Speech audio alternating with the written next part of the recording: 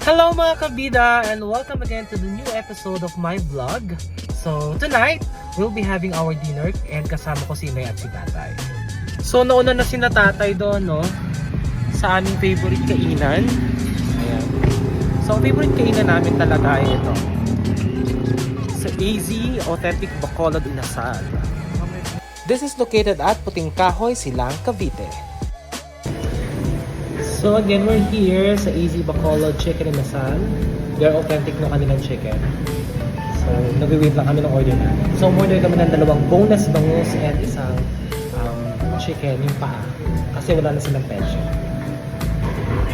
So yun na nga, kasama ko si Inay. Hello!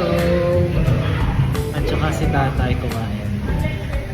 So kami tatlo ngayon yung lumabas para kumain.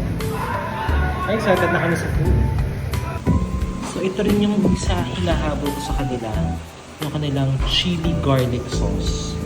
Kakaiba yung atake nito. Sarap.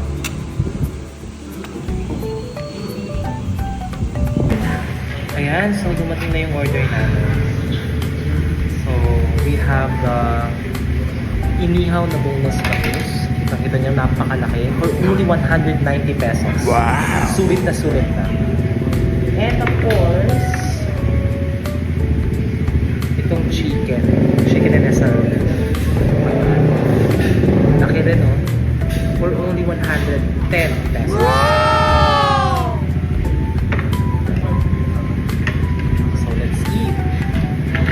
So kakain na tayo. Of course, with kanin.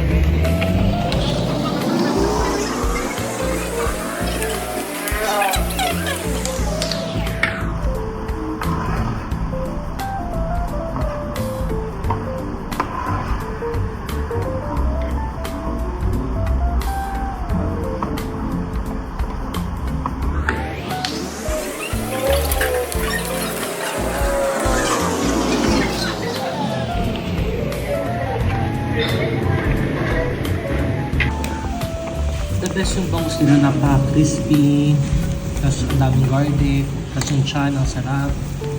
Sobrang panalo. For only 190 pesos, sulit na sulit. Siyempre yung kanilang inasal, chicken inasal. Napaka-tender. Urig na urig, Bacolod inasal. Perfect. Sarap. Bukod sa chicken inasal at sa bangus, ay meron din silang liempo, pusit, at maraming choices pa. Order na!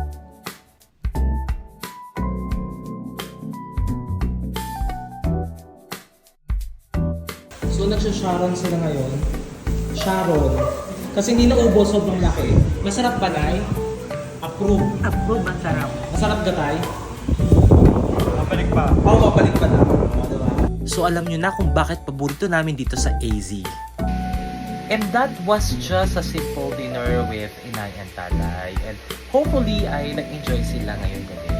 So tayo din ng mga anak, importante pa rin na, alam mo yun, napapasaya natin ng mga magulang natin kahit sa simpleng paraan lang.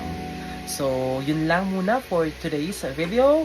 And mag-subscribe, mag-follow na kayo sa Bubuyog TV for more exciting adventure. Again, I'm your Tito Buboy and dito lang yan sa Bubuyog TV.